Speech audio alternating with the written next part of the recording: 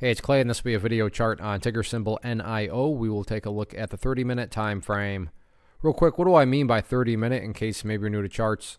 Instead of each one of these candlesticks here representing 1 day's worth of price action, which is what you would normally see, each one represents 30 minutes. So while this here may look like several days worth of time, it's actually today's price action broken down into 30-minute time slices.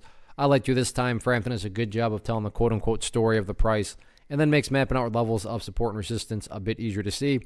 Did this analysis on Monday and talked about how the price was starting to show some signs of strength, but more work to be done. However, at least the price was nice, and with the gap down this morning, there is no doubt about it that, okay, yeah, this movement here didn't mean anything because now all of a sudden the price is gapping down. What would have been worse is if the price acted like it was going to continue and then all of a sudden just flushed down here.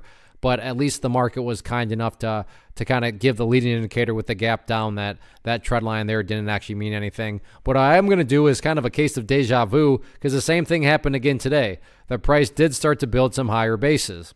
Now, as I talked about in Monday's video, and as we've seen, just because that occurs does not mean that for sure this is some sort of bottom, but it at least makes rational sense given that the price did start to work its way upwards. Still plenty of work to be done, but like I said, much different than if I was talking about it right now and the price was just still going straight down. But that's not the case anymore. It is no longer going straight down. It does have an upward slope to it, but once again, just to really reiterate, that doesn't mean that this is for sure the bottom.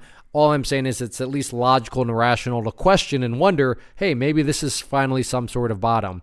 In the event it is and the price starts to bounce, some of these newer areas of resistance, I'm just going to use these lines because they don't really, they still pertain. They're just not relevant way up there. So I'll just use these for the nearer term levels. That first key level of resistance, if there is any sort of bounce, is going to be right there around the 507 mark. If 507 can be broken, then the next key overarching level up there right around $5.22. So we'll see what happens with it, but a lot of more volume in this one today. But overall, yeah, definitely quite a bit of bloodshed.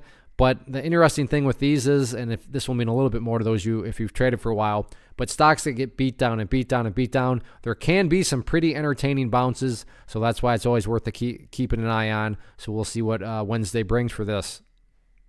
One of the biggest questions I get is, hey Clay, how do you find the stocks that you trade? So what I've done is put together a free resource guide where I talk about the tools that I use to locate stocks that I find interesting and think may have potential. So if that sounds like something that could add value to you as a trader, then click on the image that is up on the screen right now and I will email you the guide. The guide itself is very short and to the point, and best part, it's completely free.